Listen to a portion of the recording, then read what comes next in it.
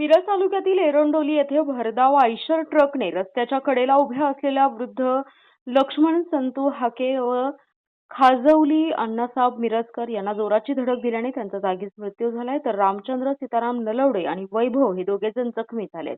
या अपघात प्रकरणी मिरज ग्रामीण पोलिसांनी जमखंडी येथील चालक इरिया रुद्रया गणाचार्य आणि क्लीनर अप्पासाहेब भास्कर नदाफ यांना ताब्यात घेतलं असून गुन्हा दाखल झालाय.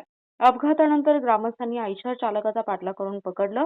आयशर चालक हा मद्यधुंद अवस्थेत असल्याचं बोललं जातंय. आयशर चालक हा आंबे भरून मिरजच्या दिशेने भरधाव वेगाने येत होता.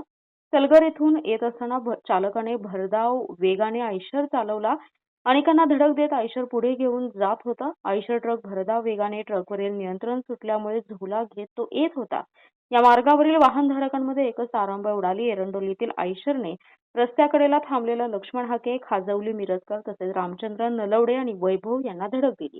या धडकेत हाके व मिरजकर यांचा मृत्यू झालाय, तर रामचंद्र नलवडे आणि वैभव हे दोघे जखमी झाले. त्यांच्यावर रुग्णालयात उपचार सुरू आहेत.